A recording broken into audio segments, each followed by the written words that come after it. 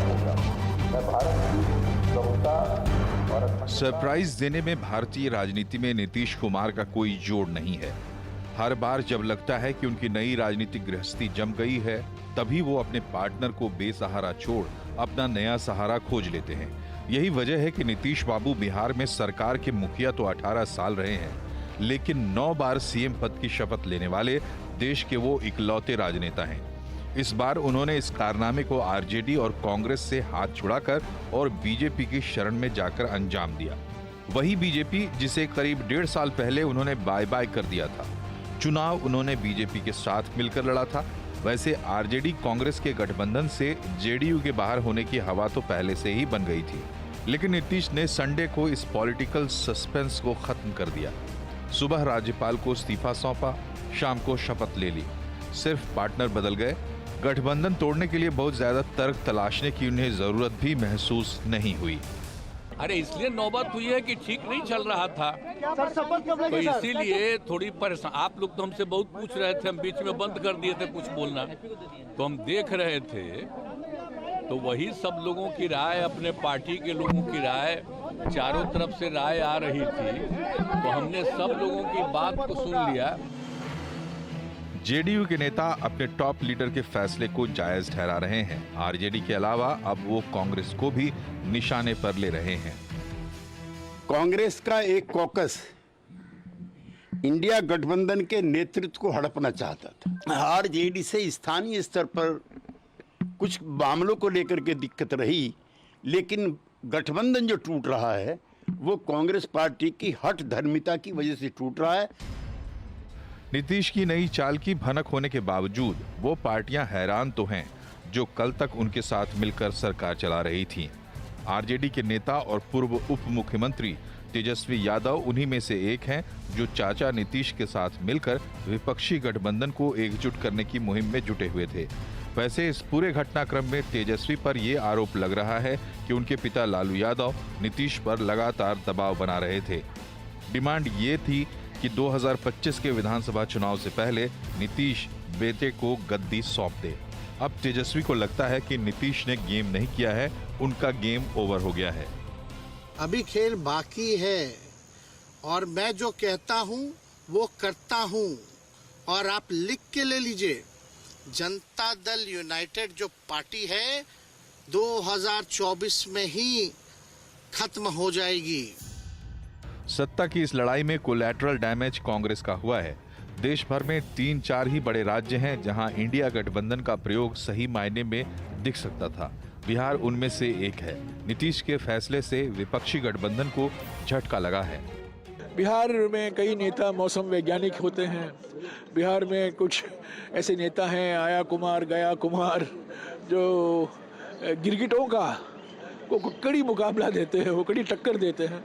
पर यह अफसोस की बात है कि आखिरी वक्त पर उन्होंने हमारा हाथ छोड़ा। ये बिल्कुल विश्वासघात है। 2019 लोकसभा चुनाव में अपने सहयोगियों के साथ मिलकर बीजेपी का प्रदर्शन काफी अच्छा रहा था, लेकिन विपक्षी गठबंधन इस बार राज्य में उसकी परेशानी का सबब बन सकता था। ऐसे में समय रहते नीतीश को अपने पाले में लेकर बीजेपी नेतृत्व ने ऐसे संकट के बड़ा होने से पहले उस पर अंकुश लगाने की कोशिश की है। बंगाल में इसको ममता जी ने अच्छा पलीता लगाया। पंजाब में जो हो रहा है वो हम सब देख रहे हैं, और बिहार में जो हुआ है वो स्पष्ट रूप से बताता है कि इंडी अलायंस, जो ये अलायंस था, वो कॉन्सेप्ट वाइज भी और धरती पर उतरने से पहले ही यह बिफर गया है और बिखर गया है। विपक्षी अलायंस से लेकर नीतीश के यू टर्न का अभी टेस्ट होना बाकी है। सब कुछ राजनीतिक नफा नुकसान के तौर पर देखें तो नीतीश कुमार को शायद एक बार फिर क्लीन चिट मिल जाए, लेकिन क्या राजनीति में लोकलाज या किसी वैचारिक प्रतिबद्धता की कोई जगह नहीं है? नीतीश का 9 बार मुख्यमंत्री पद की शपथ लेना क्या कहता है? क्या जनता की मर्जी के नाम पर सिर्फ सत्ता का मोह है? बीजेपी ने बड़ा गेम कर दिया है या उसने इस बार गलत प्लेयर पिक कर लिया है? इंडिया गठबंधन चलने से पहले ही क्या पस्त हो जाएगा? इसके लिए कांग्रेस कितनी कसूरवार है?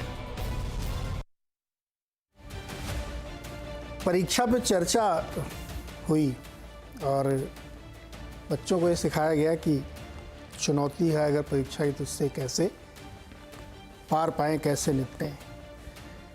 लेकिन पिछले 3 दिनों में एक परीक्षा बिहार में हुई, उस परीक्षा का परिणाम भी आया और लोग समझ नहीं पा रहे हैं कि उसमें कौन जीता, कौन हारा, किसको डिस्टिंक्शन मिला, किसने सबक नहीं लिया, कौन फेल हो गया। ये बड़े गूढ़ सवाल हैं। दरअसल परीक्षा की चर्चा 2 दिन बाद हो रही थी, इसलिए शायद एक दिक्कत रही होगी। परीक्षा का पर्चा भी आउट था। सितंबर से परीक्षा का पर्चा आउट था, फिर भी ये समझ पाना बड़ा मुश्किल था, मोह पास था, क्या था कि जिससे ये समझ नहीं आ रहा था कि क्या होगा। किसी ने दावा किया था कि दरवाजे बंद हैं, घुसने नहीं देंगे। अब ये नहीं मालूम था कि रोशनदान से कूद के आ जाएंगे। कोई उनके कसीदे पढ़ रहा था 1 दिन पहले तक, फिर भी नीतीश बाबू हाथ झटक के चले गए। और इन सब के बीच में जो बिना जीएसटी का बिल फाड़ा गया वो कांग्रेस के ऊपर। बिहार का सबसे वीक प्लेयर, जिनका कोई से नहीं वहाँ पे, न वोटों के लिहाज से, न सीटों के लिहाज से, न सरकार में, लेकिन बिल उनके नाम फाड़ दिया त्यागी जी ने कि इनकी वजह से छोड़ा गया है। अब धीरे धीरे चीज़ें खुल के आ रही हैं। अभी आपने सुना तेजस्वी जी ने कहा कि 2024 में यानी इसी साल ख़त्म हो जाएगी जनता दल यूनाइटेड, उसका अस्तित्व तो नहीं बचेगा राजनीतिक तौर पे। एक प्रशांत किशोर जी वो तो बहुत दिन से घोषणा कर रहे हैं कि 24 के बाद जनता दल यूनाइटेड का अस्तित्व नहीं रहेगा। लेकिन बहरहाल ये सब ऐसे महत्वपूर्ण सवाल हैं जो बिहार की राजनीति को समझने में आपको मजबूर करते हैं कि 9 बार 18 साल में सीएम पद की शपथ, यानी हर दूसरे साल इसी कार्यकाल में तीसरी बार शपथ ले रहे हैं। क्या है खेल ये, और किसकी क्या मजबूरी है जिसकी वजह से बिहार में ये ड्रामा हुआ है और तीसरी बार उन्होंने मुख्यमंत्री पद की शपथ ले ली। अब चौथी बार भी हो सकता है कि 2025 के विधानसभा से पहले एक बार और हो जाए। हिस्ट्री यही बताती है, चार्ट यही बताता है, इतिहास अपने आप को राजनीति में बहुत बार दोहराता भी है। इसी पे आज बातचीत करेंगे। हमारे साथ जो मेहमान परिचय करा देता हूँ आपको, धनंजय गिरी हैं भारतीय जनता पार्टी के प्रवक्ता, जीएम शाहीन जी हैं जनता दल यूनाइटेड के नेता, नवल किशोर भारतीय जनता दल की तरफ से होंगे राष्ट्रीय जनता दल के प्रवक्ता, और ज्योति कुमार सिंह जी कांग्रेस के प्रवक्ता। साथ ही 2 बहुत ही वरिष्ठ सीनियर जर्नलिस्ट सतीश के सिंह और विजय त्रिवेदी जी हमारे साथ हैं। चूँकि 6 लोग हैं इसलिए निवेदन है छोटा छोटा कमेंट करिएगा, लेकिन मैं पहला कमेंट सतीश जी आपसे लेना चाहता हूँ और मैं ये अपने दर्शकों को, देश को बताना चाहता हूँ कि सतीश जी वो व्यक्ति हैं जिन्होंने 3 महीने पहले कहा था कि नीतीश जी ये खेला करेंगे। आवाज़ के दर्शकों को उन्होंने बता दिया था कि नीतीश जी छोड़ के चले जाएंगे। किसी को यकीन नहीं था कि जो रचनाकार है उस इंडिया गठबंधन का वही निकल लेगा। सतीश जी क्या रीड कर लिया था आपने? पर्चा आउट था, आपने पढ़ लिया था एकदम डिस्टिंक्शन मार्क्स से, आपने घोषणा कर दी थी, क्या देखा था आपने? अरे ये पर्चा बिहार के मामले में हरदम आउट ही रहता है, खाली आपको बहुत सिंपल ढंग से पढ़ना होता है। हाँ। जो ज्यादा उधेड़ बुड़ में इधर उधर अलट पलट करते हैं वो नहीं पढ़ पाते, इसलिए मैं बार बार बिहार के मामले में सही हो जाता हूँ। धन्यवाद आपका। देखिए ये स्पष्ट था कि जिस तरह से मैंने आपके शो पे ये भी कह रखा था कि IADI के 2 फाड़ हो जाएंगे, 3 फाड़ भी हो सकते हैं, वो भी शायद सच ही हो रहा है। ये क्लियर था कि जिस प्रकार से कांग्रेस पार्टी ने डिले किया और उसी को मुद्दा बना दिया नीतीश ने। नीतीश तो यहाँ आए थे प्रधानमंत्री बनने ना, या कन्वीनर कम से कम बनने, कुछ तो नहीं बने। तो उन्होंने मौका ताड़ा और ये नहीं सोचा कि वो राष्ट्र के नेता, स्टेट्समैन और फलाना ठिकाना कहलाएंगे। उन्होंने सीधे कुर्सी की तोल मोल की और वो अभी तात्कालिक कॉम्प्लीमेंट्री मुख्यमंत्री बन गए। अब भारतीय जनता पार्टी का जहां तक सवाल है, वो तो इस ताक में थी कि बिहार में जो जातीय समीकरण, जातीय जनगणना आदि आदि को लेकर सामाजिक न्याय की ताकतें, वहां थोड़ा मंदिर थोड़ा उस ढंग से शायद अभी भी उतना प्रबल नहीं हुआ है। उस ताक में थी कि एक आदमी को छटक लिया जाए। तो दरवाजा कहती थी कि बंद है, उन्होंने दरवाजा ही नहीं पूरा शहर को चारों तरफ से बॉर्डर जो है पूरा खोल दिया नीतीश के लिए। नीतीश ने भी पलटी मारा, भाजपा ने भी पलटी मारा, कुर्सी के खेल का ये पलटी था। तो ये हम ये कहेंगे। और दूसरा नैतिकता की बात जो आपने शुरुआत में कही है, रहने दीजिए नैतिकता की बात, कोई नैतिक नहीं है, सब खाली आधा सच या आधा झूठ बना के अपने हिसाब से नैरेटिव बनाते हैं, जी। जिसकी भैंस फिर आएगी अगली बारी, फिर वैसे ही लाठी और भैंस बदल जाएगी। तो ये है पूरा का पूरा गेम। अब आप देखिए ना क्या हो रहा है। राहुल गांधी का यात्रा आज ही प्रवेश किया शायद बिहार पे, ईडी से पूछताछ हो रही है। आज फादर का है, कल बेटे का है, लालू जी का और तेजस्वी का है। सरकार कल बदली है। तो ये सब कुर्सी पे ये सब कुछ चल रहा है। लेकिन मैं एक चीज जरूर कहना चाहूँ, मैंने जो सुना है कि 28/12 का समझौता हो रहा है, और मुझे ये भी पता था कि 28 तारीख को ये सब खेल हो जाएगा, तो ये भी मैं कह सकता हूं कि नीतीश जी बहुत ज्यादा दिन मुख्यमंत्री नहीं रह पाए। लोकसभा के बाद 1 महीना 2 महीना जो भी हो, नीतीश जी शायद दिल्ली शिफ्ट कर दिए जाए। और इसमें आपके इंट्रोडक्शन में ये कहा गया कि क्या इसका आगे मतलब किसी के पास कोई नैतिकता नहीं है। देख रहा आदमी, भाजपा ने किला फतेह कर लिया, नीतीश की घेराबंदी कर दी है। नीतीश को भी अपना अभी ठंडे के मौसम। जी सतीश जी, आता हूँ दोबारा। अभी ये तो इंट्रोडक्शन था कि हमने कहा एक बार याद दिला दें सनद रहे लोगों को कि आवाज़ अड्डा देखने वालों को 3 महीने पहले मालूम था। शाहीन जी, आपके पास आता हूँ मैं। क्या मजबूरी थी कि आपने ये कर दिया कांड? हालांकि त्यागी जी ने बहुत लंबा चौड़ा एक भाषण दिया उसके बाद कि कांग्रेस की वजह से छोड़ा गया है। बताइए। नीरज जी सुनिए मेरी बात। हाँ। सतीश जी ने काफी लंबा कहा। हम क्या बोलते हैं, हम कहते हैं कि अदावतें थी, तगफुल था, रंजिशें थी, मगर बिछड़ने वाले में सब कुछ था, मगर बेवफाई नहीं। हम जहां से छोड़ के गए थे, कुछ उस वक्त का जो मामला बना हुआ था, बिकॉज ये सब चीजें पब्लिक डोमेन में हम लोग डिस्कस नहीं करते, हम कहना नहीं चाहते पब्लिक डोमेन में। काफी सारी नाराजगियां थी हमें, जो अपना सहयोगी पार्टनर भाजपा के साथ थे हम लोग, और शायद उस वक्त कमजोरी रही हम दोनों पक्ष। मैं ये मानता हूं कि भाजपा भी और हम भी, वो जो नाराजगियां थी उनको साईं जी पॉइंटेड बात। अभी आपकी जनता दल, राष्ट्रीय जनता दल से क्या नाराजगी थी कि आपने ये पाला बदला? ये बताइए आप, मैं फिर नवल जी से पूछूंगा। मैं वही बता रहा हूँ। नहीं, हिस्ट्री में जाइए। हिस्ट्री से 9 बार पढ़नी पड़ेगी मेरे को। मेरे पास इतना टाइम नहीं कि मैं 9 बार उसको समझूं कि कैसे कैसे पलटी गुलाटी मारी। अभी आपने 2 दिन पहले जो ये किया है, ये क्यों किया है? क्या गड़बड़ क्या हुई थी? वही तो बता रहा हूँ। मेरे आरजेडी के प्रवक्ता नवल किशोर जी बैठे हैं, हमारे दोस्त है, हमारे साथी है, लेकिन काफी सारे मतभेद जो थे हमारे नहीं चल रहा था।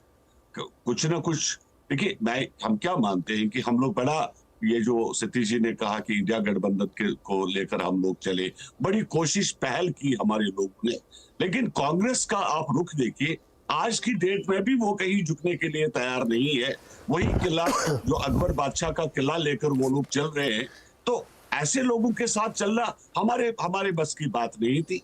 और ये सब चीजें अंडरस्टूड था पहले से ही कि ये सब चीजें होगी, जो कल हो गया। कल नहीं, एक साहिन जी मुझे ये बताइए, क्या बिहार की आपकी सरकार खतरे में थी? नहीं, क्यों आपकी में थी? कोई पार्टी तोड़ रहा था आपकी, आरजेडी के प्रवक्ता को, आरजेडी वाले महाभ्रष्टाचारी हो गए थे, क्या ऐसा था कि एकदम से ट्रिगर पॉइंट है? मैं ये जानना चाहता हूँ। मैं बता रहा हूँ, नवल किशोर जी को शायद पता नहीं हो, तो उनको पूछे ना कि कांग्रेस ने कितनी मीटिंग्स होटल अशोका में दिल्ली में की, क्या क्या डिस्कशन हुआ वहां पे, क्या चाहते थे वो? क्या नवल किशोर जी जानते हैं इस चीज? क्या उनको पता है कि कांग्रेस के जो इनके सहयोगी पार्टनर है, कौन सी बात थी जो कांग्रेस ने आपकी नहीं मानी? मैं पूछूंगा भी ना, उनसे बैठे हुए हैं। नहीं, अभी कांग्रेस से पूछे ना, आप बैठे। अरे पहले आप तो बता दो ना कि ये वाली बात नहीं मान रहे थे, ये गड़बड़ कर रहे थे, इसलिए हमने छोड़ दिया। बताओ कौन सी बात थी? हम तो बता रहे हैं कि कांग्रेस ने कौन सी बात मानी। हमने कहा कि बड़े भाई की भूमिका निभाई। किससे पूछे? किनसे? ये एब्स्ट्रैक्ट बातें कर रहे हैं आप। नहीं, हम जो फैक्ट है उसी पर बात करें। फैक्ट क्या है? एक पॉइंट बताइए कि उन्होंने मेरी ये बात नहीं मानी, इसलिए हमने कहा है। बताओ ना आप मेरे को। अभी तीनों लोग बैठे हुए, तीनों पार्टी वाले। पूछते हो कांग्रेस का मैं बता रहा हूँ, आज की डेट में ये लोग जो है, पिछली दफा 40 सीटें आई थी, इस बार 20 भी नहीं आई। अरे ये अपनी चिंता करें आप पहले। मेरा निवेदन ये है कि आप पहले अपनी चिंता करें ना। आप बता नहीं रहे। नवल किशोर जी के पास नवल किशोर समय आज समय नहीं ज्यादा दिखिए, आज बहुत लंबी नहीं, सीधी बताएंगे तो ठीक है। नवल किशोर जी, क्या झगड़ा था आपके पास क्या आपने भ्रष्टाचार किया? आपने ये एक आरोप लगाया गया है नीरज कुमार जी जेडीयू की तरफ से कि आप लोग वो वाला मामला अभी भी रखते हैं कि नौकरी देंगे तो जमीन लेंगे। ये आरोप है सीधे आप लोगों के ऊपर। क्या ऐसा कुछ था? क्या चीज थी ऐसी? देखिए नीरज जी, 2 दिन पहले भी हमारी पार्टी ने मांग की थी कि ये जो संशय बना हुआ है बिहार में और बिहार के बाहर, कि बिहार में क्या हो रहा है, हमने उनसे जवाब मांगा था सीधे तौर पे कि अगर इस तरह की कोई बात है तो आप खुद ही इसको स्पष्ट करें। पूरे देश और बिहार की जनता जानना चाहती है। उन्होंने उसके बदले में पाला बदलना उचित समझा। हम तो उनके साथ नहीं आए थे, वो खुद चल के और 10 राबड़ी भवन आए थे। उस समय उन्होंने बोला कि ये हमारे पार्टी को तोड़ना चाहते हैं, षड्यंत्र कर रहे थे और इसलिए हम इनको छोड़ कर आ गए हैं। और ये भी उन्होंने कहा कि 2014 में जो लोग आए थे वो पूरे देश को गलत दिशा में ले जा रहे हैं। हम पूरे देश में घूम घूम कर व्यक्ति दलों को इकट्ठा करेंगे। और तेजस्वी यादव ने, आरजेडी ने उनको हर समय साथ दिया। और जहां तक सरकार चलाने की बात है, देखिए 2022 अगस्त में जब हम सरकार में आए 8 तारीख को, और 15 अगस्त तक देखिएगा कि तेजस्वी यादव ने जिन मुद्दों पे, जिन एजेंडों पे चुनाव लड़े थे, वो सिंचाई है, नौकरी है या कार्रवाई है, ये सब चीज पे, दवाई है, उन चीजों पे उन्होंने काम किया, लगातार काम किया। आपने देखा होगा कि शिक्षा हमारे पास था, मंत्रालय, स्वास्थ्य हमारे पास था, टूरिज्म हमारे पास था, सब में आपने देखा होगा कुछ ना कुछ अच्छा काम हुआ है। नौकरी दिया गया है, नियोजित शिक्षकों को राज्यकर्मी का दर्जा दिया गया है। ये तमाम कार्य जब हम कर रहे थे तो मुझे तो नहीं समझ में आया, ना हमारे पार्टी को समझ में आया कि आखिर मसला क्या है। आपत्ति है ये जो आप बता रहे हैं कि ये सब चीजें हुई, ये 17 महीने में नहीं हुई। देखिए ये पॉलिसी जो थी जब सरकार बनी थी, ये तब की पॉलिसियां थी और अब जाके लागू हुआ, वो बात अलग है। साहिल जी, मैं आपका सम्मान करता हूं, लेकिन सुन तो लीजिए पहले पूरी बात। आप क्यों घबरा रहे हैं? मैं तो आपके नेता को और आपका भी सम्मान करता हूं, इसमें कोई दो राय है ही नहीं। आप जब हमारे पास आए और हम लोगों ने आपके साथ, आपने तो विभाग कहा, विभाग बदल दिया, मंत्री हटाने को कहा, मंत्री हटा दिया, कहां कौन सी बात नहीं माने। लेकिन जिन मुद्दों पे हमने जनता के साथ वादा किया था, उन सारे वादों पे तो काम किया। नवल जी, ये भी आरोप है आपके ऊपर कि आप लोग पार्टी तोड़ने की कोशिश कर रहे थे। अब ये बताइए, पार्टी तोड़ना होता तो हम विपक्ष में थोड़े, पार्टी तोड़ने का इतिहास आरजेडी का कहीं है ही नहीं। आप देख लीजिए 30 साल में 15 साल हम लोगों ने शासन किया, 15 साल विपक्ष में रहा और 2 साल मैंने 20 महीना उधर और 17 महीना इधर इन्होंने काम किया। हमने लगातार जन सरोकार के मुद्दे को उठाया और उस पर काम किया। कहीं तोड़ फोड़ की राजनीति जो है वो तो भाजपा स्पेशलिस्ट है और जो उनके साथ रहते हैं। आप देखिए लोजपा को 1 का 2 कर दिया, उफ तक किया लोजपा। अच्छा नवल जी, एक सीधा सवाल, क्यों नीतीश जी बेवफा क्यों हुए? देखिए मैं इसलिए नहीं बता पाऊंगा कि ये कार्य उन्होंने किया, लेकिन पूरा देश जानता है। ऐसी बात नहीं। जो सुन लीजिए पहले नीरज जी, मैं आप ही का जवाब। अच्छा, 2 लोगों की मोहब्बत में एक ही को पता है कि बेवफाई हुई, ऐसा थोड़ी हो सकता, पता तो आपको भी होगा। अब भाजपा बता दे कि 2022 में क्यों छोड़कर भागे, वो तो आकर सामने बताया तभी तो हमको पता चला। 2022 अगस्त में आकर उन्होंने बोला कि हमारे दल को कम करने का षड्यंत्र कर रहे थे, खत्म करने का, लेकिन हमारे ऊपर उन्होंने तो कोई आरोप नहीं लगाया। उन्होंने कहा काम नहीं करने दिया। जब काम नहीं करने देते तो इतनी नौकरी कैसे मिलती? जो मानदेय था उन लोगों का डबल कैसे होता? राज्यकर्मी का दर्जा कैसे मिलता? ये आईटी पॉलिसी। अब ज्योति बाबू बज रहे हैं, यही है सबके मतलब करता धरता जो सरकार गिरवा दी। ज्योति बाबू, ये तो खुलेआम त्यागी जी ने कहा है कि कांग्रेस है इस पूरे तलाक की जिम्मेदार। अब देखें, ये पूरी प्रक्रिया, आप भी एक सजग पत्रकार हैं और सारे बुद्धिजीवी, सतीश जी लोग जैसे वरिष्ठ पत्रकार भी हैं, जर्नलिस्ट हैं, बुद्धिजीवी हैं। देखिए पूरी प्रक्रिया आप देखें, नीतीश कुमार जी के पूरे प्रकरण को देखें, आज से नहीं पूरे पिछले जितने भी सालों से ये चीफ मिनिस्टर हैं, इनको केवल और केवल कुर्सी के अलावा और कुछ नहीं, चीफ मिनिस्टर बने रहना, जिस भी बात को ये करते रहे, अब समझ में आता है कि सारी बेईमानी बात करते रहे। चाहे वो जनसंख्या की बात करते हैं, गिनती की बात करते रहे, चाहे भागीदारी की बात करते हैं, आज तक अपने समानांतर कब पता लगी भी कुर्मी नेता को नहीं बना पाए। ये बात आपको कब पता लगी ज्योति बाबू? देखिए क्या है कि जब आप गठबंधन करते हैं नीरज जी, जब आप गठबंधन करते हैं तो उसमें बहुत से चीजों को आप देखते हैं। उन चीजों में आप सबसे प्रायोरिटी वाइज आप रखते हैं किसकी प्रायोरिटी होती है। तो हमारे सामने भारतीय जनता पार्टी एक बहुत बड़ा दुश्मन हमको लग रहा था। वो देश के भी दुश्मन लगते हैं, समाज के भी दुश्मन लगते हैं, तो मैंने उस बड़े दुश्मन को चुना। अब उनको हटाने के लिए, अब चूंकि ये समाजवादी, हमें क्या पता था कि ये कौन सा मुखौटा पहनकर ये बैठे हुए हैं। अब इस तरह से आज बताइए, केवल वो प्रधानमंत्री बनने के लिए इंडिया गठबंधन में आए थे, केवल प्रधानमंत्री बनने के लिए। अगर इतने इश्यूज थे, बोलने दिया जाए, मैंने आपकी बात को सुना। ज्योति कुमार जी, मुझे ये बताइए, इंडिया गठबंधन आपकी बात को सुना, अब आप मेरी बात को सुने, फिर आप अपने टर्म में आप बोलिएगा। अगर आप इंडिया गठबंधन के बनाए, आप सबके यहाँ जाकर मिले, सबको लाने का प्रयास किया, सबने सराहना भी किया, तो ये क्या पता था कि इसके पीछे आपकी क्या मंशा है? ये तो नहीं मानता। आप प्रधानमंत्री ही बनने के लिए इंडिया गठबंधन बनाए थे। कितने इश्यूज थे, आप मीटिंग में सारे लोग बैठे, हर बार आप बेरोजगारी की बात कर रहे थे, हर बार आप बोलते थे कि हम मर जाएंगे लेकिन भाजपा के साथ फिर से नहीं मिलेंगे। आप उसी 63% जो आरक्षण की बात, जिसमें उच्च और निम्न ओबीसी की जो बात, उसी पूरे खेल के लिए भारतीय जनता पार्टी डरती रही और आप उसी का खेल बनाने के लिए चले आए। आप किस तरह के पार्टी के लोग हैं, केवल अपने स्वार्थ के लिए करते हैं। जनता, आप अभी कुछ दिन पहले तक भारतीय जनता पार्टी के लोग बोलते रहे कि, और महिलाएं बोलती रही चीफ मिनिस्टर नीतीश कुमार के बारे में, क्या क्या नहीं बोलते रही। आप बताएं कैसे डिफेंड करेंगे जेडीयू के नेता, आप बताएं। जी नवल जी, असेंबली में जिस तरह की, देखिए, अरे सुनो ज्योति बाबू सुनो, आप कह रहे हैं कि वो स्वार्थी हैं। स्वार्थी तो आप भी हैं सर। किस मानसिकता से भाई, किससे बात करते हैं? आप केवल प्राइम मिनिस्टर बनने आए थे, आप केवल, अरे सुनो ना ज्योति बाबू, इतनी कमियां देखने के बाद भी आप उनकी मोहब्बत में डूबे रहे, तो स्वार्थ लाभ करें सब प्रीति। आपका भी स्वार्थ था तो आप लगे रहे। अब आप इतनी लिस्ट गिना रहे हैं। रुकिए साईं जी, आप भी रुकिए। धनंजय जी की कुछ ले आए भैया, नए पार्टनर। धनंजय जी, नीतीश बाबू कैसे नेता हैं? नीतीश बाबू अच्छे नेता हैं, बढ़िया शानदार काम कर रहे हैं। लंबे समय से राजनीति में हैं, उन पर कोई व्यक्तिगत करप्शन का कोई आरोप नहीं है, और उनके जीवन की अगर आप पूरी यात्रा पर रोशनी डालेंगे तो जंगल राज के खिलाफ उन्होंने लड़ाई लड़ी है और स्तुत प्रयास किया है, और उनके साथ हम लोगों ने कंधे से कंधा मिलाकर काम किया है। लंबे समय तक हमारे पार्टनर रहे। नेचुरल अलायंस है नीतीश जी का, और नीतीश जी ने बिहार को जंगल राज में, जहां दिन में गोलियों की गड़गड़ाहट उठी थी, महिलाएं शाम को घर से बाहर नहीं निकलना चाहती थी, जहां ललटेन, इतने शानदार, धनंजय बाबू सुनो ना, इतने शानदार नेता के लिए गृहमंत्री जी ने कहा था कि दरवाजे बंद हैं, कतई नहीं खुलेंगे, क्यों खोल दिए फिर? देखिए, भीष्म की प्रतिज्ञा अगर द्रौपदी का चिरहरण कराए तो उस प्रतिज्ञा को तोड़ना जरूरी हो जाता है। द्रौपदी का चिरहरण होना बिहार के, मतलब आप ये कह रहे हैं गृहमंत्री जी की प्रतिज्ञा गलत थी? नहीं, गलत सही की बात मैं नहीं कर रहा। और क्या कह रहे हैं? अगर वो नहीं, बिल्कुल, आप ध्यान दीजिए नीरज जी, बात को आधा, half truth is more dangerous than fact. तो आप पूरी बात सुन लीजिए। आपने कहा कि वो प्रतिज्ञा तोड़नी जरूरी थी। नहीं, तोड़नी जरूरी थी वो प्रतिज्ञा बिहार के भलाई के लिए।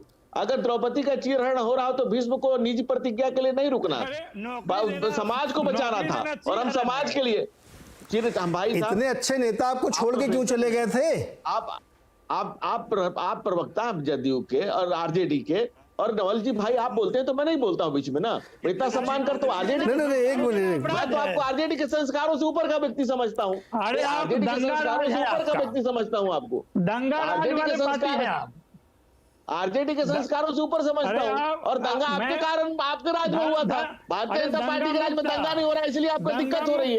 अगर दंगा कराने वाले दंगाई आपके यहाँ है, सारे दंगाई आपके सगाई कर रखी है आपने दंगाइयों से, और दंगाई आपके राज में दंगाई की चंगाई कराते रहे, और यही दंगाई की चंगाई कराते आप। अरे ऐसे सुनाई नहीं दे रहा भाई, दोनों लोग एक साथ बोल लो, किसी की बात समझ में नहीं आ रही है, किसी की बात सुनाई नहीं दे रही, एक एक करके। हाँ जी, ये बदतमीजी है ना। नवल किशोर जी अपने समय में बोल चुके हैं, मेरे समय में क्यों बोल रहे हैं? अच्छा, आपने सीधा सवाल जो मैंने पूछा वो बताइए ना। हाँ, मैंने यही कहा आपसे कि राजनीति में परिस्थितियां महत्वपूर्ण होती हैं। हमने देखा कि बिहार की बेबसी, बिहार के बेकार क्यों, मतलब ऐसी क्या परिस्थिति थी वो एक्सप्लेन कर दीजिए। मैं इसके बाद फिर विजय जी के पास, क्या ऐसी परिस्थिति बन गई थी बिहार में कि जिसकी वजह से आपको तलाक करवा के इधर लाना पड़ा? नहीं, जदयू के मुख्य प्रवक्ता नीरज कुमार जी ने आपको बता दिया कि बिहार को लालू के ललटेन और लालटेन दोनों से बचाना बेहद जरूरी था। क्योंकि लालू के ललटेन से कोई ललकार। तो क्या नीतीश जी सक्षम नहीं है क्या? वो चीफ मिनिस्टर थे, अगर वो घोटाला वहां चल रहा था तो नीतीश जी क्या कर रहे थे? और अब कैसे कर लेंगे? अभी तो सीएम ही रहेंगे वो।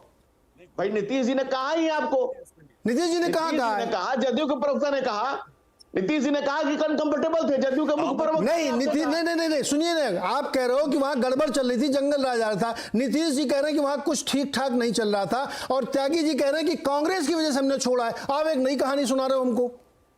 मैंने वही कहा कि वही क्या कहा आपने? मुख्य प्रवक्ता नीरज कुमार जी ने बाहर निकल करके कहा, पब्लिक में जो बातें कही, मैं सिर्फ नीरज कुमार जी की कहे हुए बातों को वर्ड में कॉमा, फुल स्टॉप, नुक्ता, नफस, जेरो जबर के साथ आपको सुना रहा हूं। मैं कोई अपने तरफ से उसमें जोड़ नहीं लगा रहा हूं। सुनिए ना, नीरज कुमार जी से बड़े प्रवक्ता है, महासचिव है, राजनीतिक सलाहकार है मिस्टर त्यागी, है ना, केसी त्यागी, जानते होंगे आप। उन्होंने बाहर निकल के एक बार भी नहीं कहा कि उधर जंगल राज था, नौकरियों के बदले जमीन मांगी जा रही थी। उन्होंने ये कहा कि कांग्रेस जो थी वो ये गठबंधन जो चल रहा था इसको ठीक से काम नहीं कर रही थी, इतनी मीटिंगों के बाद भी कुछ नहीं हो रहा था, इसलिए हमने परेशान होकर के, मैं स्वयं रचनाकार होकर हमने पार्टी छोड़ दी, वहां से हम निकल आए, ये उन्होंने कहा है। तो मैं तो ज्यादा बड़े वाले प्रवक्ता को तवज्जो दे रहा हूं, केसी त्यागी जी को। बड़ा छोटा ही तो आपका प्रोरोगेटिव है ना कि आप बड़ा को लेके चलेंगे कि छोटा को लेके। अरे गजब कर रहे हो, महासचिव बड़ा होगा कि यार आप भी मतलब हद कर दिया आपने। नीतीश जी बोलेंगे मैं उनको बड़ी बात मानूंगा कि त्यागी जी को, अभी नीतीश जी बोले मैं त्यागी जी से नीतीश जी की बात करूंगा। नहीं, मैं नीरज जी उसी को थोड़ा और क्लियर कर देता हूं। करिए। एक बात को जदयू के महासचिव ने कही, दूसरी बात को नीरज कुमार प्रवक्ता ने कही। दोनों ही बातें हो सकती है कि वहां पे लागू हो, परिस्थितियां दोनों एक साथ खड़ी हो गई हो। ठीक, दोनों परिस्थितियों का समय। विजय त्रिवेदी जी सर, आपने सुन लिया सारे लोगों का, इसीलिए मैं आप सबसे बाद में आपके पास आया। क्या मजबूरी थी? नीरज जी, एक शेर मुझे आज बेमानी लग रहा है, जो शेर मैंने बहुत पहले सुना था कि दुश्मनी जमकर करो, लेकिन इतनी गुंजाइश रहे कि फिर से दोस्त बने तो शर्मिंदा ना हो। बिहार की राजनीति ने शेर को भी बेमानी कर दिया है। इतनी जमकर दुश्मनी की पिछले साल, 6 महीने में, 2 साल में, कि आज दोस्ती करने पर भी शर्मिंदा देश तो हो रहा है, वो लोग नहीं हो रहे। तो एक तो पहली बात यह है। दूसरी बात मुझे हैरान कर रही है कि नीतीश कुमार जी के लिए आपने बोला कि 9 बार वो मुख्यमंत्री रह लिए, इसी विधानसभा में तीसरी बार मुख्यमंत्री बन गए। लेकिन ये हैरानी है कि लोकतंत्र में जिस व्यक्ति के पास, जिस पार्टी के पास सबसे कम सीटें हो, वो ही हमेशा मुख्यमंत्री रहा है। 2005 से 2023 आ गए, हम लोग 24 आ गए, 18 साल वो मुख्यमंत्री जिसके पास बहुमत का कभी आंकड़ा ही नहीं रहा। तो ये क्या जनादेश का सम्मान है? और ये पलटी कौन मार रहा है? जिनके पास ज्यादा सीटें, कभी वो आरजेडी है, कभी वो भारतीय जनता पार्टी। बिल्कुल। अब आपके सवाल पर आता हूं कि क्यों नीतीश कुमार जी ने ऐसा किया। जी, आप कुछ जोड़ना चाह रहे हैं? नहीं, मैं आपकी बात से सहमत हूं कि पलटी मार तो तीनों लोग हैं, जितने दल सब पलटी मार रहे हैं। वही कहा अकेले मार रहे हैं। सामने वाला ले रहा तो वो ले दे रहे हैं कि भाई चलो आप आ जाओ हमारे साथ। जी बताएं। जी, अब जैसे आपने त्यागी साहब का जिक्र किया, त्यागी साहब का मैं भी बहुत सम्मान करता हूं, लेकिन एक बात बताइए कि मैं नीरज जी से नाराज हूं तो सतीश जी से दोस्ती तोड़ दूंगा क्या? इसमें कांग्रेस का, इंडिया गठबंधन में कांग्रेस के काम नहीं करने से बिहार में जो सरकार थी आरजेडी जेडीयू, इसको तोड़ने की क्या वजह है? ये कोई तर्क आपको समझ में आता है? पहली बात मुझे बताइए। जेडीयू को लग रहा था, और नीतीश कुमार जी मुख्यमंत्री पहले थे, मुख्यमंत्री अब भी हैं, मुख्यमंत्री बने रहे, मुख्यमंत्री से इस्तीफा दिया, इसका मतलब वो मुख्यमंत्री बने रहने के लिए तो ये सारी एक्सरसाइज नहीं की। इसका मतलब जो मुझे लगता है कि जेडीयू के टूटने की गुंजाइश बन रही थी, आशंका बन रही थी, संभावना बन रही थी, जो भी आप शब्द करें। लग रहा था कि 2019 में जेडीयू के जो 16 एमपी चुनकर आए, उनमें से ज्यादातर को लगता था कि वो भारतीय जनता पार्टी या नरेंद्र मोदी के नाम पर जीत कर आए हैं, और अगली बार जो 2024 के चुनाव हो रहे हैं, यदि उसमें वो आरजेडी के साथ गए तो शायद उनको जीतने की संभावना कम है और वो छोड़ सकते हैं। तो एक आशंका, एक संभावना ये लगती है कि जेडीयू को टूटने की संभावना थी। दूसरी तरफ जब लल्लन सिंह जी को अध्यक्ष पद से हटाया गया तो ये बात की गई कि आरजेडी और लल्लन सिंह मिलकर नीतीश कुमार जी का जो सत्ता पलट करने की कोशिश कर रहे थे। तो ये दो बड़े कारण मुझे लगते। जंगल राज छोड़ दीजिए, जंगल राज क्या होता है, भारतीय जनता पार्टी भी कह रही है कि जंगल राज था और अब ठीक हो जाएगा। तो चीफ मिनिस्टर हैं नीतीश कुमार जी और होम मिनिस्टर भी हैं, तो जो होम मिनिस्टर और चीफ मिनिस्टर हो उसी के राज में जंगल राज होगा ना। अब यदि भारतीय जनता पार्टी के साथ मिलकर आ गए हैं और वो कह रहे हैं कि अब जंगल राज खत्म हो जाएगा, तो इसका मतलब मैं समझता हूं कि आज इस सरकार में ड्राइविंग सीट पर बीजेपी बैठ रही है। क्या बीजेपी इस बात को मानना चाहती है? बहुत मैं बेसिक सवाल पर बात कर रहा हूं जी। यदि जंगल राज खत्म होना है तो नीतीश कुमार के पास होम मिनिस्ट्री और चीफ मिनिस्टर दोनों पहले भी थे और आज बीजेपी के साथ आ गए तब भी उनके पास रहेंगे दोनों। तो क्या इसका मतलब जंगल राज तब खत्म होगा जब बीजेपी उस सरकार में ड्राइविंग सीट पर होंगे? ये बहुत संभावना लग रही है कि ये 2024 के चुनावों तक का गठबंधन है, क्योंकि बीजेपी को उन 16 सीटों की चिंता थी जो जेडीयू के साथ उनके मिलकर बनाई थी और जो 2019 में अपने 28% वोट 54% वोट में बदल गए थे।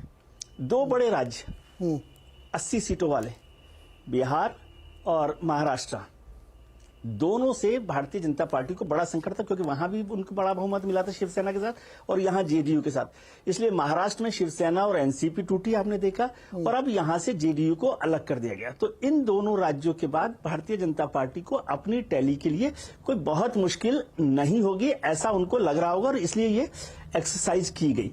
नीतीश कुमार जी वहां जा रहे थे और आप समझ रहे हैं कि यदि उनको संयोजक बना भी देते तो क्या आप जैसे विद्वान लोग बता सकते हैं कि अगला प्रधानमंत्री इंडिया गठबंधन का होता, इंडिया गठबंधन रहता तब भी? ऐसा आपको लगता है? लेकिन नीतीश कुमार जी वैसा ही लग रहा है कि मैं दूसरी कंपनी का ऑफर लेटर लेकर आ जाऊं ताकि अपनी कंपनी में प्रमोशन हो जाए। नहीं विजय जी, मैं तो अपने न्यूज रूम में भी पूछ रहा था कि ये संयोजक मान लो बन भी जाते तो उससे क्या कर लेते? क्या संयोजक बनने के बाद नीतीश जी, अखिलेश यादव कहते हैं कि तुम वहां 40 सीटें कांग्रेस को दे दो, तो अखिलेश जी मान जाते? क्या बन जाते? संयोजक बन के क्या हो जाता जी? तो ये तो तर्क नहीं लगता मुझे कि संयोजक बनने से गुस्सा थे। जी, लगातार यही बात हो रही थी कि जेडीयू के टूटने की संभावना लग रही थी और उसको टूटने से बचाने के लिए शायद नीतीश कुमार जी ने ये कोशिश की हो।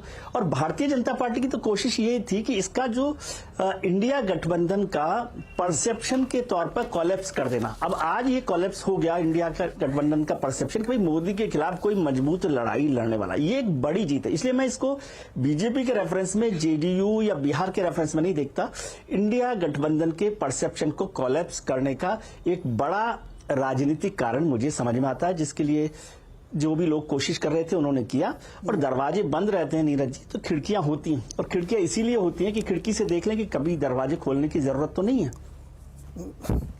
सर, रोशनदान से कूद के भी आ सकते हैं, खिड़की भी अगर पहरेदारी है तो रोशनदान से भी कूद के आया जा सकता है। आजकल बड़े बड़े रोशनदान लगते हैं घरों में, बड़े जो बगले ऊंची 12 फुट छत तो ये मतलब आप सोचिए कि इतनी देर की कुंडी भी नहीं खटकाते हैं। वो गाना सुनाना चाहते हैं क्या आप?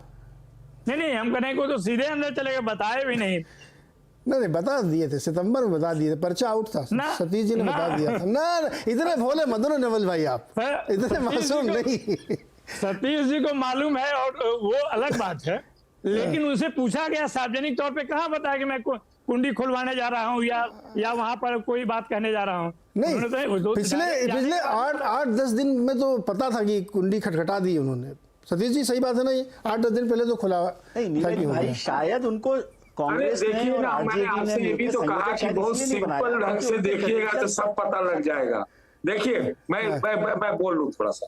देखिए, मैं ये कहना चाहता हूँ, ये हो सकता है कि लालू जी क्या प्रेशर होगा कि तेजस्वी को सीएम बनाओ और तुम कन्वीनर बनो, तो नीतीश जी कहते होंगे कि हम कन्वीनर भी रहेंगे, सीएम भी रहेंगे, तो यहाँ हम लगता है लालू जी ने अपने कांग्रेस कनेक्शन से सब रुकवा दिया होगा। तो ये फ्रस्ट्रेशन होना जायज था, तो एक कारण है। लेकिन इसका मतलब ये नहीं है नीतीश जी के लिए कि वो 180 डिग्री पर टर्न हो जाए।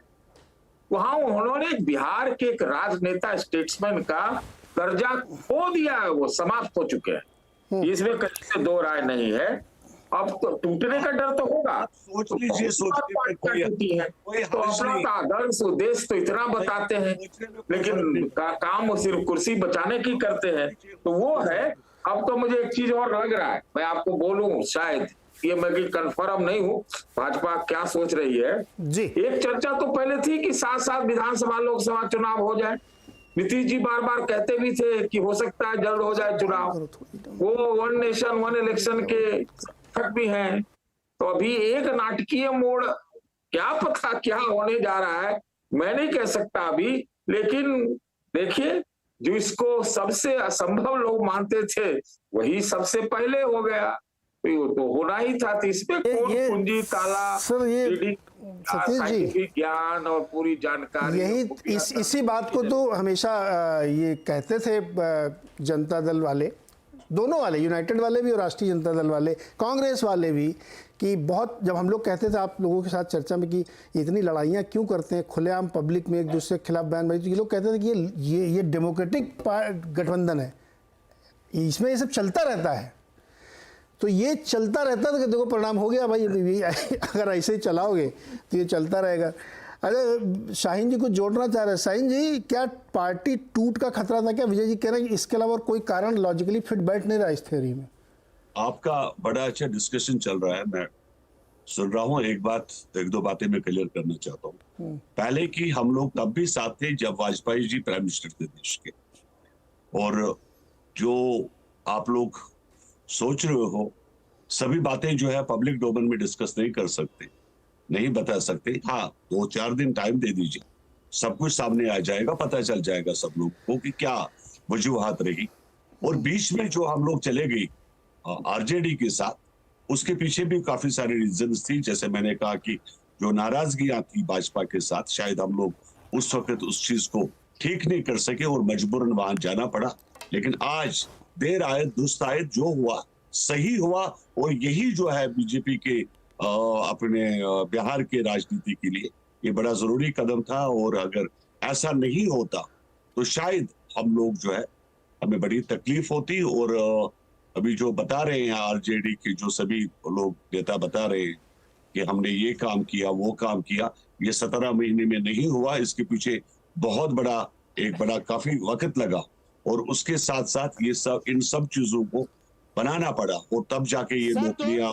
एक मिनट, मैं आपके टाइम पर देखिए, मैं तो नहीं बोला आपके टाइम पे, थोड़ा बात कर दें। शाहीन जी पॉइंट टेकन आपका कि ये सब काम बहुत पहले से होता है। मतलब मुझे एक चिंता ये है कि आप हर बार जब तलाक के बाद नया रिश्ता बनाते हैं ना, यही बात बोलते हैं।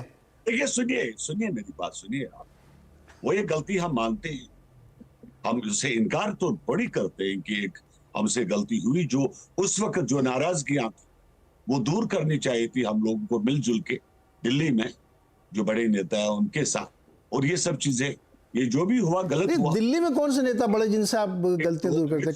कौन से बड़ा, एक मिनट बताइए ना सर, आरजेडी का कौन सा बड़ा नेता दिल्ली में बैठता है? नॉट आरजेडी, हमारे भाजपा के जो सभी बड़े नेता है वो तो सब दिल्ली में थे। अच्छा, तो वो उधर वाली बात करें, 2022 वाली बता रहे कि वो एक गलती हमसे हुई जो हम आरजेडी के साथ। और आपको बता दूं, मैं सुनिए मैं आपको नीरज जी बता दूं कि हमने जब पार्लियामेंट इलेक्शन लड़ा था तब भी भाजपा के साथ इलेक्शन लड़ा था। और सर ऐसा सुनो ना सर, अरे सर मेरी बात तो सुनो सर। पहले इतिहास में तो बहुत बार भारतीय जनता पार्टी भी एक बार ऐसी सरकार में शामिल रही जहां बहुत सारे लोग थे, सीपीएम वीपीएम भी थे।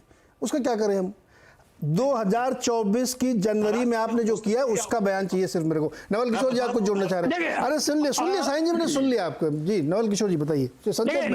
नीरज जी मैं बहुत आदर करता हूं अपने सीनियर जेडीयू के प्रवक्ता जी का, लेकिन आपने जब देखा होगा कि 2020 में जब तेजस्वी यादव युवाओं के साथ ये वादा कर रहे थे कि 10 लाख नौकरी देंगे, सार्वजनिक मंच से नीतीश कुमार ने बोला कहां से देगा पैसा, कहां से लाएगा नौकरी?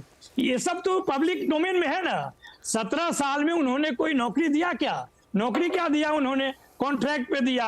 और 2005 से लेकर और 2023 तक आपने 22 तक आपने देखिए कहां नौकरी दिया उन्होंने। ये जो 4.5 लाख जो नौकरी मिला, सर सुन लीजिए, पहले सुन लीजिए। और दूसरी बात यह है कि देखिए नीतीश जी से सिर्फ देखिए उनका सामाजिक पृष्ठभूमि रहा, इसमें कोई दो राय नहीं रहा है। कर्पूरी ठाकुर को मानते हैं, लेकिन ऐसा नहीं है कि वो कर्पूरी ठाकुर जिन्होंने नवल जी पास चले जाएंगे। पॉइंट है। अभी रुको सर एक मिनट जरा। भारतीय जनता पार्टी, धनंजय गिरी जी, क्या ये सीधे तौर पे ये माना जा सकता है कि 2024 के चुनाव को देखते हुए भारतीय जनता पार्टी ने ये गठबंधन कर लिया सीटें सिक्योर कर लो। और उधर नीतीश जी भी थोड़ा अंदर से हिले हुए थे कि ये विधायक के ये सांसद कहीं भाग न जाए, तो चलो हमको हमारे विन विन डील हो गई। इसके सिवा कुछ और है क्या? नीरज जी, जब चुनावी चेतक पर मोदी जैसे महाराणा बैठे हो तो चुनाव चुनाव के कोई मतलब ही नहीं है। मोदी के सामने कौन पिद्दी? सब लोग पिद्दी की तरह है, कौन टिकेगा बताइए ना? कोई है टिकने वाला? फिर बिहार में ये करने की क्या जरूरत थी? बिहार में ये करने की जरूरत क्या थी? तीर लौटा सर्कस में और विपक्ष लगा है सर्कस में। नहीं तो फिर बिहार में ये करने की जरूरत क्या थी? यही तो मेरा सवाल है, फिर बिहार में करने की जरूरत क्या थी? उधार का चंदन और सोनिया नंदन को खींचने के लिए कौन दे देगा? जीवन जो कांग्रेस के खिलाफ लड़े, किस तरह कांग्रेस के साथ खड़े हैं भाई? जो धनंजय जी, बिहार में तो कांग्रेस बहुत छोटे चौथे पांचवें नंबर के प्लेयर हैं। आपको क्या जरूरत थी बिहार में ये सब करने की जब आप इतने कॉन्फिडेंट थे? तो भाई मोदी नाम का महायान चल रहा है। अरे वो ठीक है, मान लिया मैंने उसकी बात, का पैमाना चल रहा है, वो बात ठीक है आपकी। इसीलिए तो मैं कह रहा हूं कि उसमें कोई दिक्कत नहीं थी, फिर भी आपने बिहार में ये किया। वही तो मेरा सवाल था, क्यों किया था ये?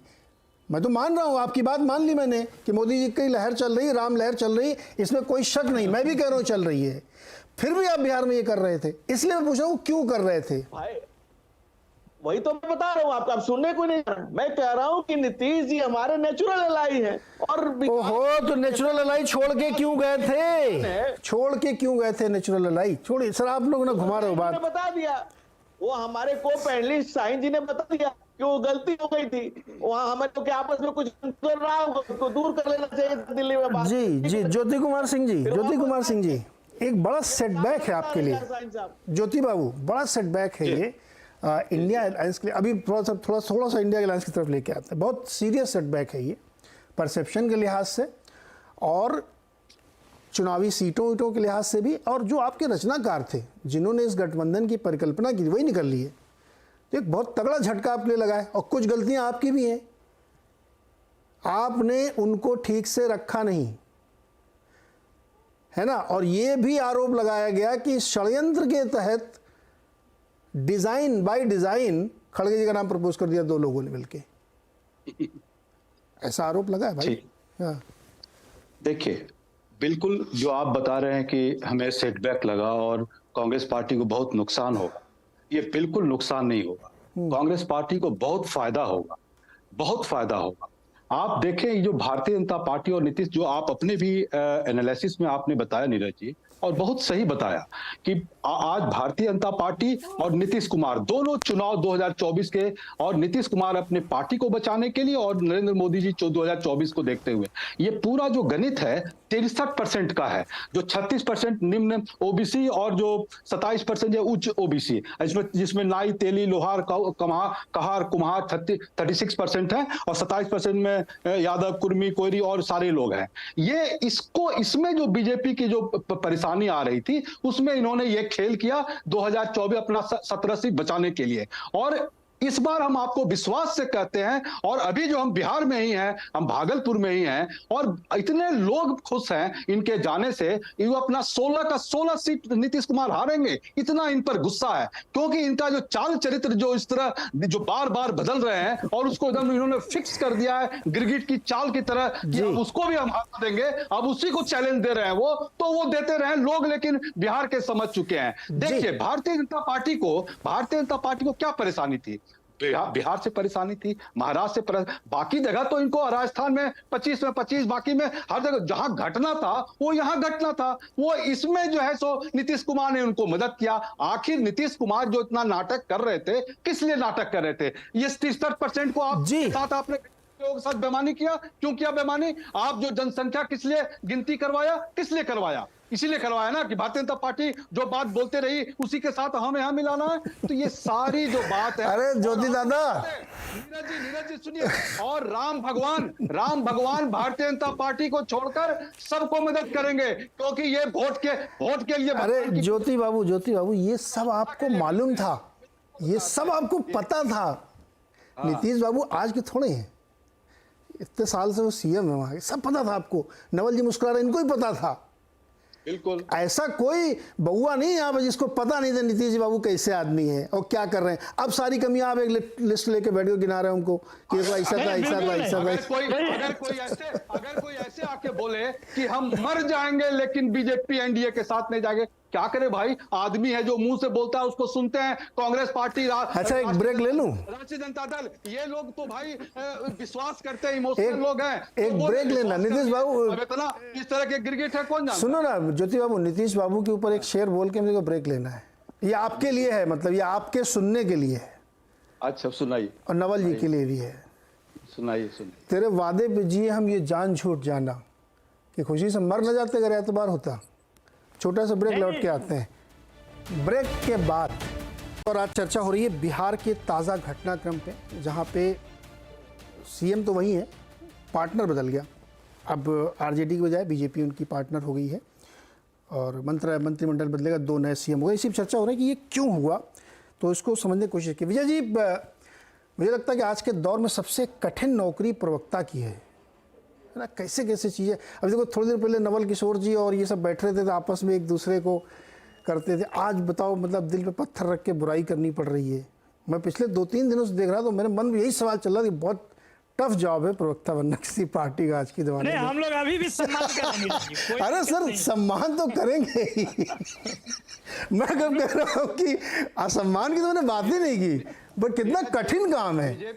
नीरज जी जरा ये दिखवाइए कि बीजेपी की एमएलए महिलाओं ने क्या बोला नीतीश। अरे सर, वो ऑन रिकॉर्ड है, लोगों को मार दिखाइए ना, दिखाइए क्या महिलाओं, बीजेपी के एमएलए महिलाओं ने क्या बोला कि नीतीश कुमार, जब दिखवाइए तो पूछे। ज्योति जी ऑन रिकॉर्ड है, लोगों ने सुना है, देखा है, मालूम। इसमें कुछ भी ऐसा छिपा नहीं, ना मैं कोई छिपाने की कोशिश कर रहा हूँ, मतलब स्ट्रेट क्वेश्चन पूछ रहा हूँ। एक बार प्रोनाउंस हो जाना चाहिए। जी विजय जी की बात, समय कम है सर, सेकंड सेगमेंट में समय कम होता है। विजय जी, 2024 के चुनाव में इस घटनाक्रम का क्या असर होगा, और 2025 में से पहले क्या एक बार और देजा वो? देखिए 2024 के लिए तो मैं कह ही रहा हूं कि ये सारी एक्सरसाइज 2024 के लिए हुई है। और इंडिया गठबंधन की दृष्टि से देखें तो उसका परसेप्शनली कोलैप्स हो गया वो, कि वो नरेंद्र मोदी सरकार के खिलाफ एक मजबूत लड़ाई कर सकता है, एकजुट हो सकता है। ज्योति जी की बात से मैं इस बात से सहमत हूं कि वो कांग्रेस को बड़ा फायदा हुआ है, क्योंकि अब देखो ममता जी उनके साथ नहीं है, अरविंद केजरीवाल जी नहीं है, नीतीश कुमार जी नहीं, तब वो 400 सीटों पर लड़ सकते हैं। सीट शेयरिंग का झगड़ा था ना, तो उनको अब ज्यादा सीटें मिल गई हैं चुनाव लड़ने के लिए। ये अलग बात है कि वो पिछली बार 52 सीटें जीते, 196 सीटों पर दूसरे नंबर पर रहे, 173 सीटों पर तीसरे नंबर पर रहे, और जो 196 सीटों पर भी दूसरे नंबर पर रहे उसमें से 125 सीटों पर 15% से ज्यादा का मार्जिन था जीत और हार का। तो खैर वो तो अलग इशू है, लेकिन भारतीय जनता पार्टी के लिए एक बड़ा फायदा हुआ कि उन्होंने इंडिया गठबंधन को इस लड़ाई में, चुनावी लड़ाई में वोटर के दिमाग में ये बैठाने की कोशिश की है कि अब कोई उनके खिलाफ लड़ने वाला मजबूत गठबंधन नहीं है। ये परसेप्शन के तौर पर कोलैप्स हुआ है। और जेडीयू के साथ जो आए हैं उसमें साफ ही दिख रहा है कि वो 16% वोट, आप पिछला वोट देख लीजिए ना, 28% वोट है बीजेपी के पास, 22% है जेडीयू के पास, और एलजेपी के पास है 6%, तो 54% वो वोट हो रहा है। अकेले भारतीय जनता पार्टी के पास 28% वोट है। और अगर जेडीयू इतना इंपॉर्टेंट नहीं है तो 2014 में 22 सीटें जीतने वाली भारतीय जनता पार्टी 17 सीटों पर क्यों चुनाव लड़ती है जेडीयू के साथ? 2019 में 17 सीटों पर जेडीयू को क्यों दे देती है? अपनी सीटें भी जेडीयू को दे रही है। और मैं अभी आज बता रहा हूं आपको कि 2024 में भारतीय जनता पार्टी बिहार में 17 से भी कम सीटों पर लड़ेगी, क्योंकि जेडीयू है, जीतन राम मांझी हैं, सैनी साहब हैं, जो चिराग पासवान है, पशुपति नाथ पारस है, तो ये सीटें और कम हो जाएगी। तो यदि एक ही आदमी के केवल आपके पास इतना दम है तो फिर ये सारी एक्सरसाइज क्यों हो रही है? और पिछले दिनों तो पार्टी के बड़े नेताओं ने कहा कि भाई उन नेताओं को भी ढूंढ लें दूसरी पार्टियों से जो हमें चुनाव जिता सकते हो। इसमें कोई बुरी बात नहीं है आप, लेकिन भारतीय जनता पार्टी पूरी तरह से कोशिश कर रही है कि वो इस गठबंधन के साथ, इस ताकत के साथ 303 से ऊपर जाए, और मोदी ब्रांड और उस पर एडिशनल जो राम लहर है वो उसको इसमें मदद कर सकता है। इसमें अभी मुझे कोई बहुत आशंका नहीं लग रही, ये संभावना बहुत ज्यादा है कि 330 से ऊपर है। ये 2025 की बात आप कर रहे हैं, 2025 की बात मैं नहीं बता सकता, क्योंकि इतना मुझे नहीं पता, सतीश जी बता सकते हैं। लेकिन नहीं विजय जी साथ ऐसा नहीं है। 24 जी आपके साथ बैठे, आप पूछे जी। 24 को ही लेते हैं। एक छोटा सवाल और मुझे, क्या मतलब आप कह रहे हैं कि वो जो अभी सीटें उससे भी कम पे लड़ेगी, क्या अकेले जाते तो क्या उतने में नहीं जीत पाते क्या? नहीं, अकेले जाते तो जीत पाते, लेकिन कोई भी पार्टी का बड़ा लीडर जब एक संभावना दिख रही हो तो उसको एक्सप्लोर कर। 28% वोट ही तो है ना बिहार में। और आप सोचिए बिहार की पॉलिटिक्स देखिए, जो भी दो दल साथ होते हैं उनको ज्यादा सीटें मिलती हैं। पिछली बार जेडीयू बीजेपी साथ में थे तो वो सारी सीटें उनके पास आ गई, 39 सीटें। आरजेडी 16% वोट के बाद भी 0 सीट पर रही है। तो यदि आरजेडी जेडीयू जाती तो ये नंबर बदल सकता था ना, ये नंबर बदल सकता है। वहां पर बिहार में जो भी दो पार्टियां एक साथ होंगी उस गठबंधन को ज्यादा सीटें मिलेंगी, ज्यादा नंबर मिलेगा। ये आशंका भारतीय जनता पार्टी को समझ में आती है। और आरजेडी भी जेडीयू के साथ इसीलिए गई थी अभी 2022 में, क्योंकि 0 पर थी वो। 16% वोट के बाद भी 15.84% उसका वोट था, 15.84%। तो वो कोशिश इसमें होनी चाहिए। और इसमें कोई ऐसी बात नहीं है कि आप अकेले दम पर यदि दो मिलकर साथ कुछ चुनाव में बढ़ा सकते हैं, तो इसमें कोई वैसी बात मुझे नहीं लग रही है कि बुराई वाली बात है। लेकिन 2025 में नीतीश कुमार जी साथ रहेंगे, जेडीयू साथ रहेगी, जेडीयू रहेगी भी कि नहीं रहेगी, ये भी बहुत सारी संभावनाएं हैं। तो इस पर अभी 2024 के बाद की बात 2024 के बाद करेंगे। लेकिन 2024 के लिए भारतीय जनता पार्टी ने इंडिया गठबंधन को एक तरह से कोलैप्स करके एक बड़ी जो है हासिल कर ली जी, अपनी तरफ में फेवर में काम किया। ऐसा मुझे देखिए, राजनीति है तो यहाँ कोई मतलब हर वो प्रयास राजनीतिक दल करते हैं और करना भी चाहिए जो चुनाव जीतने में उनके लिए मदद कर सकते हैं। इसको मैं बुरा नहीं मानता। सारे बात बोलना चाहता हूं सर, एक मिनट में एक छोटा सवाल सतीश जी ने, फिर आपके पास आता हूँ। सतीश जी, मुझे ये बताइए, क्या बिहार की सामाजिक संरचना इतनी जटिल हो चुकी है अब, जैसा विजय जी भी कह रहे थे कि जो 3 बड़े दल वहां पे हो चुके, वो 2 जिधर हो गए, सबसे ज्यादा हो गए, और बहुत छोटे छोटे और भी हैं जो मतलब वो भी 2-2, 3-3 सीट निकाल लेते। क्या इतनी ये कठिन हो चुकी है कि ये जो परिदृश्य बदल रहा है, जो एक शुरू में सवाल आया था कि 45 सीट आए या 30 सीट आए, सीएम तो वही बनेंगे, ये क्या मजबूरी है? वो राजनीति के एआई हैं, मतलब आर्टिफिशियल इंटेलिजेंस, उनका इंटेलिजेंस पता लगाना बड़ा मुश्किल है। लेकिन अब मुझे लगता है अंत में आ गए हैं। आप लोग जो सवाल कर रहे हैं, एक सवाल का पहले मैं उत्तर दे दूं, विजय जी वाला। अब नहीं लगता कि नीतीश जी कोई चेहरा वरा होंगे अगला चीफ मिनिस्टर का चुनाव में, वो तो समाप्त हो गया। वो दिल्ली आएंगे, ये हो सकता है, जिसकी संभावना बहुत ज्यादा है। एक बात, वो बीजेपी वर्सेस आरजेडी ही अगला चुनाव होगा मुख्यतः, और दो जिसके तरफ ज्यादा दल है वो इस बार का चुनाव बैलेंस होगा दोनों तरफ से। लेकिन ये आपकी बात सही है कि संरचना वहां ऐसी है, जातियों का इस तरह से नेता है, गठबंधन भी, मतलब पार्टियां भी उसी हिसाब से है, गठबंधन भी उसी हिसाब से होता है कि इसको मिला लो, इसको मिला लो, 5 को मिला लो। तो वो अभी रहेगा, मुझे लगता है कि वो अभी रहेगा, और इसमें बिहार है त्रस्त। लेकिन इतना मैं जरूर कहूंगा, ये हर बिहार में, मतलब हम थोड़ा सा वैसे बोल रहे हैं कि इस बार जो है आपको खरवास ज्यादा वेट नहीं करना पड़ेगा। खरवास के बाद हम समझते हैं हर बार कुछ ना कुछ हो ही जाता है। सावन की शुरुआत की ज्यादा वेट नहीं करनी पड़ेगी। इस बार अब जो क्लियर हुआ है चीजें, वो क्लियर ही रहेंगी। लोकसभा के बाद नीतीश जी का मुझे भविष्य नहीं लगता चीफ मिनिस्टर के रूप में। हम ये जरूर मानते हैं कि भाजपा एक पोल पोजीशन में इस वक्त है, उतना चैलेंज नहीं है। लेकिन इस बात में दम मानता हूं कि एकदम नहीं मान लेना चाहिए कि बिहार में चुनौती खत्म हो गई है, क्योंकि आरजेडी से कांग्रेस को, कांग्रेस से आरजेडी को, और कम्युनिस्ट मिलके एक चुनौती जरूर खड़ा करेंगे, इतना वो सच है जी। जो तो नीतीश जी सुनिए, नीतीश जी के नाम पर इस बार नहीं वोट पड़ने वाला है बिहार जी, इतना मैं आपको कह सकता हूँ। वो भाजपा में चला जाए, वो जी सतीश जी कैंडिडेट जेडीयू से खड़े हो उसको चला जाए, नीतीश जी मेरे हिसाब से बिहार में रिजेक्ट। जी सतीश जी, बहुत छोटा जवाब जो दीजिए, 30 सेकंड का प्लीज, एकदम समय नहीं मेरे पास। ऑलराइट, देखिए भारतीय जनता पार्टी की जो परेशानी रही है वो केवल राहुल गांधी के भारत जोड़ो न्याय यात्रा से रही है, जिसके घबराहट के कारण इधर उधर वो सारा तोड़ जोड़ कर रहे हैं। और दूसरी जो बात अभी सतीश जी ने कही, बहुत पक्की बात कहा कि नीतीश कुमार को कोई फायदा नहीं होने वाला है। और ये जो सारा जो प्रॉब्लम है, जो वोट की बात है, अगर ये 63% जिसमें 36 और 27% जो ओबीसी का वोट है, अगर ये समझ जाती है कि नीतीश कुमार ने हमारे वोटों के साथ खेल करते हैं, हमारे इमोशन के साथ खेल करते हैं, नहीं ज्योति बाबू, यही तो गड़बड़ हो आप। यही तो मेरा मूल सवाल था कि वहां की संरचना ऐसी, कोई कुछ नहीं बदलता सर। नीतीश बाबू हर बार चुनाव जीत के आ जाते हैं और कांग्रेस और आरजेडी जो है 40 में 40 नहीं जी सर, ये देखिए बिहार और उत्तर प्रदेश, उत्तर भारत में खासतौर पे बिहार की राजनीति बहुत टिपिकल है। उसको आप लोग जो लोग वहाँ के ज़्यादा बेहतर समझते होंगे किस तरीके से चीज़ें मूव हो रही हैं। वरना एक व्यक्ति लगातार सीएम बना हुआ है और उसके पीछे के पार्टनर बदल रहे हैं, ये भी अपने आप में एक बहुत रोचक बात है, इसमें समझने की ज़रूरत है। लेकिन 2024 के चुनाव के मद्देनज़र ये बहुत बड़ी घटना है। महाराष्ट्र, बिहार और बंगाल, ये 3 स्टेट जो ट्रबल से थे, उनको बीजेपी ने किसी तरीके से मैनेज कर लिया है। अब देखते हैं आगे क्या परिणाम होगा, क्या घटनाक्रम होंगे, ये अभी कहा नहीं जा सकता। लेकिन काफ़ी हद तक चीज़ें क्लियर होती हुई दिख रही हैं कि 2024 का चुनाव किस तरफ जाता हुआ दिख रहा है। बहुत बहुत शुक्रिया हमारे साथ जुड़ने के लिए आज।